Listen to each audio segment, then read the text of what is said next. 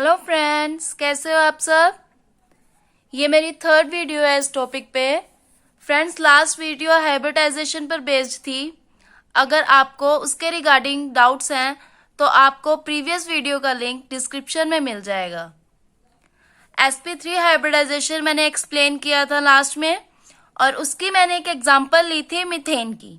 आज हम वहीं से स्टार्ट करेंगे कि मीथेन की हाइब्रिडाइजेशन कैसे होती है, क्या उसकी ज्योमेट्री आएगी, क्या उसका बॉन्ड एंगल आएगा और कैसे उसकी बॉन्ड लेंथ आएगी। और आज फिर उसके बाद हम sp2 हाइब्रिडाइजेशन की एक्सप्लेनेशन करेंगे। चलिए स्टार्ट करते हैं। हमने लिया है कार्बन। कार्बन का एटॉमिक नंबर अब तो आपको याद हो गया होगा। कार्बन का एटॉमिक नंबर होता है 6। इलेक्ट्रॉनिक कॉन्फ़िगरेशन उसकी होती है 1s2 2s2 2p2।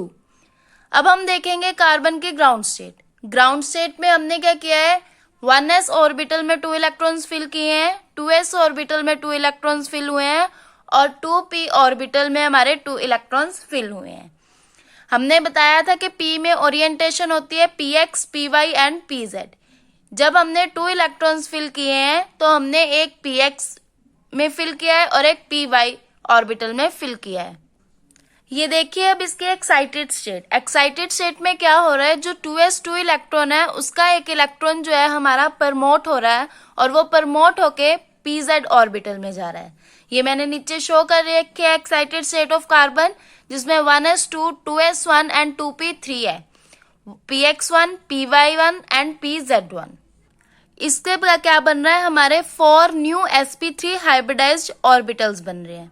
नेक्स्ट हम क्या कर रहे हैं friends, methane molecule. Methane molecule में हमने क्या किया है, कार्बन के पास हमारे ये देख रहे हैं आप ऊपर 4 वैलेंस इलेक्ट्रॉन्स है। हमें क्या करना है, नोबल गैस कॉन्फ़िगरेशन कंप्लीट करनी होती है। इसलिए हम क्या करेंगे, कार्बन के जो 4 वैलेंस इलेक्ट्रॉन्स है, ऐसे ही हाइड्रोजन के पास एक वैलेंस इलेक्ट्रॉन होता है। तो हम क्या करेंगे, 4 एटम्स ले लेंगे हाइड्रोजन के, जो क्या करेंगे हमारे कार्बन के साथ जाकर बॉन्डिंग करेंगे। और इस बॉन्डिंग को हम बोलते हैं कोवलेंट बॉन्डिंग। क्यों? क्योंकि ये म्यूचुअली शेयरिंग के साथ बन रहे हैं। कोवलेंट बॉन्डिंग होती क्या है, म्यूचुअल शेयरिंग ऑफ इलेक्ट्रॉन्स। ये देखो मैंने आपको हाइब्रिडाइजेशन लिख के दिखाई है इसकी, कैसे हाइड्रोजन हमारा फिल हुआ है, और ये हमारी बनी है sp3 हाइब्रिडाइजेशन। ये देखिए फ्रेंड्स, मीथेन की मैंने स्ट्रक्चर बनाई हुई है। कार्बन ने बॉन्ड बनाया हुआ है हाइड्रोजन के साथ। इस ज्योमेट्री को हम बोलते हैं टेट्राहेड्रल ज्योमेट्री, और इसका जो बॉन्ड एंगल है वो आता है हमारा 109.5 डिग्री, और इसकी जो बॉन्ड लेंथ है वो आती है हमारी 1.09 एंगस्ट्रॉम। और ये किसकी बॉन्ड लेंथ है, कार्बन और हाइड्रोजन के बीच में जो बॉन्ड बन रहा है। फ्रेंड्स, ये है covalent bonding. Covalent bonding means mutual sharing of electrons.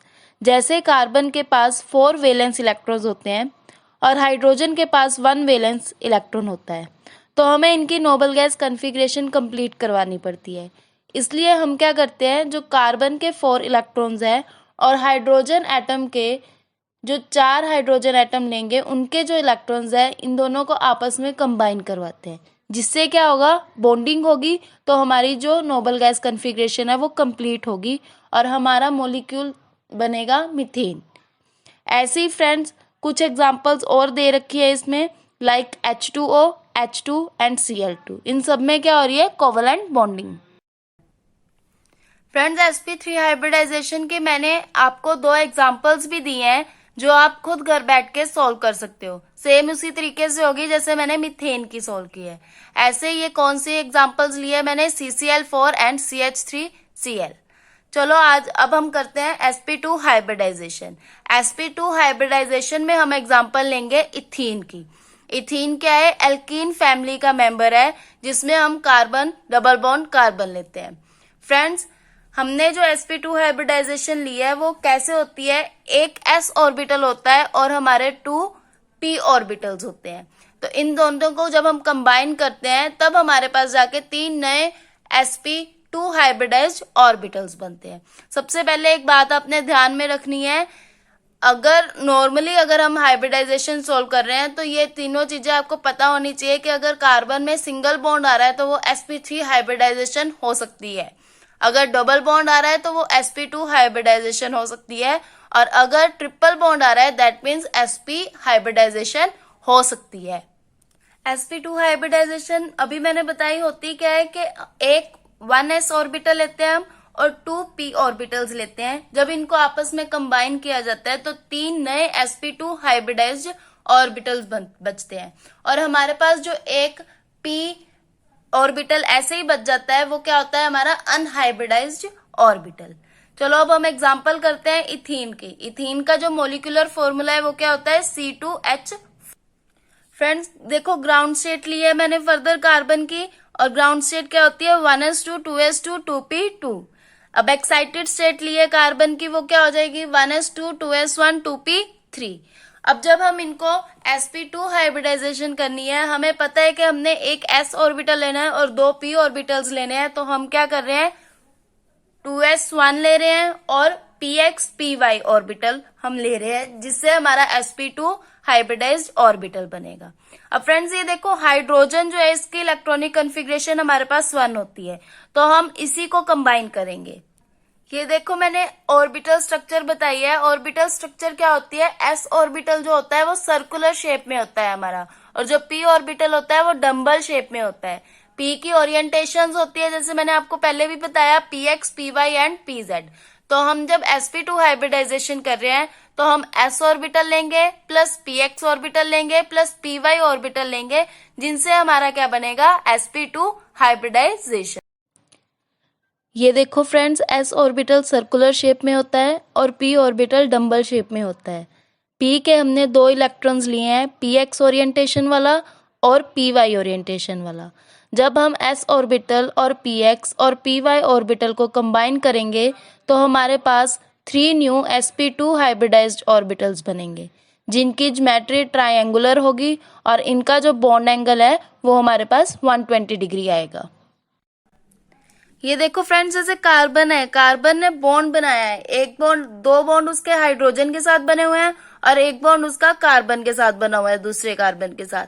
अब ये जो इनके अंदर ओवरलैपिंग हो रही है, कार्बन का sp2 हाइब्रिडाइज्ड और हाइड्रोजन का s हाइब्रिडाइज्ड ऑर्बिटल जो है आपस में ओवरलैपिंग करके सिग्मा बॉन्ड बना रहे हैं। ऐसे इधर भी कार्बन और हाइड्रोजन के बीच में सिग्मा बॉन्डिंग हो रही है, उधर भी कार्बन और हाइड्रोजन के बीच में सिग्मा बॉन्डिंग हो रही है, और इधर भी कार्बन हाइड्रोजन के बीच में सिग्मा बॉन्डिंग हो रही है। और ये जो कार्बन कार्बन के बीच में है, ये sp2 ओवरलैपिंग हो रही है, जिसकी वजह से यहां भी हमारा सिग्मा बॉन्ड बन रहा है। लेकिन हमने देखा था कि हमारा जो pz ऑर्बिटल है वो अनहाइब्रिडाइज्ड रह गया था। जब वो अनहाइब्रिडाइज्ड ऑर्बिटल रह गया था तो हम उसको ऐसे ही ड्रॉ करेंगे और उसके बीच में क्या होगा, साइड वाइज ओवरलैपिंग होगी। ये हमने शो की है साइड वाइज ओवरलैपिंग। ये जो साइड वाइज ओवरलैपिंग है, इसकी वजह से हमारे पास पाई बॉन्ड फॉर्मेशन होगी। साइड वाइज ओवरलैपिंग हो रही है जिसकी वजह से पाई बॉन्ड फॉर्मेशन हो रही है, और ये किसका बॉन्ड है, किसकी वजह से हो रही है, अनहाइब्रिडाइज्ड pz ऑर्बिटल की वजह से। ये मैंने सिंपल वे में बताया है कि जो कार्बन है वो हाइड्रोजन के साथ सिग्मा बॉन्ड बना रहा है, इधर भी हाइड्रोजन के साथ, उधर भी हाइड्रोजन के साथ, और उधर भी। इधर सिग्मा बॉन्डिंग कार्बन कार्बन के बीच में हो रही है, और ये जो है ये हमारा पाई बॉन्डिंग बना रहा है। अब ये हाइड्रोजन और इसके अंदर जो बॉन्ड एंगल बन रहा है वो 120 डिग्री का बन रहा है। 120 डिग्री का बॉन्ड एंगल बनने की वजह से इसको हम ट्रायंगुलर या ट्रायगोनल ज्योमेट्री भी बोल सकते हैं। और ये जो सिग्मा बॉन्ड बन रहा है ये सीसी के बीच में, ये बन रहा है 1.34 एंगस्ट्रॉन का। और ये जो हमारी कार्बन और हाइड्रोजन के बीच में बॉन्ड बन रहा है ये बन रहा है हमारा 1.09 एंगस्ट्रॉन का।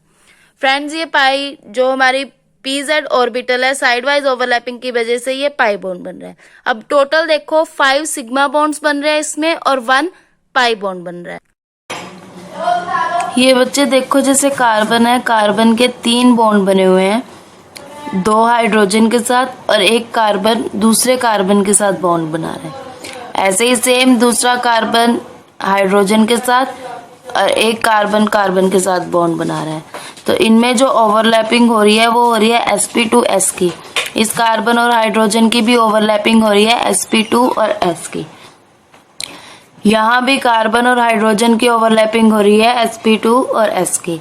और ये सेंटर में जो कार्बन कार्बन की ओवरलैपिंग है ये sp2 की है। तो और ये हाइड्रोजन और कार्बन की है s और sp2 की।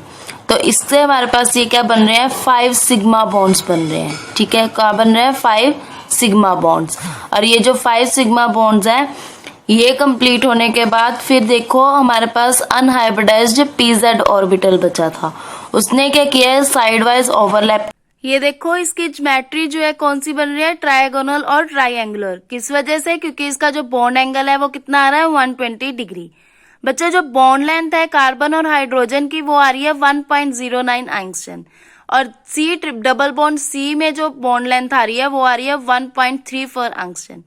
वैसे अगर देखा जाए तो कार्बन सिंगल बॉन्ड कार्बन की जो बॉन्ड लेंथ होती है वो होती है 1.54 एंगस्ट्रॉम, लेकिन इसमें क्या हो रहा है, डबल बॉन्ड होने की वजह से जो हमारी बॉन्ड लेंथ है वो रिड्यूस हो रही है, और रिड्यूस होने की वजह से वो 1.34 एंगस्ट्रॉम आ गई है।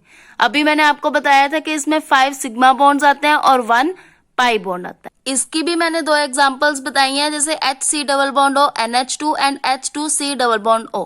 आप इसको चेक कर सकते हो, इसकी हाइब्रिडाइजेशन sp2 ही आएगी। ओके फ्रेंड्स, आज का टॉपिक यहीं खत्म होता है। अगली वीडियो में मैं आपको सब sp हाइब्रिडाइजेशन एक्सप्लेन करूंगी और कुछ एग्जांपल्स भी करवाऊंगी जिससे आप पता लगा सकते हो कि किस मॉलिक्यूल की हाइब्रिडाइजेशन हमें आई है। और थैंक यू। अगर आपको वीडियो अच्छी लगी हो तो लाइक और सब्सक्राइब करना मत भूलिएगा, और अगर आपका कोई भी क्वेश्चन पूछना चाहते हो, अगर आप कोई, तो आप मुझे कमेंट सेक्शन में लिख सकते हैं।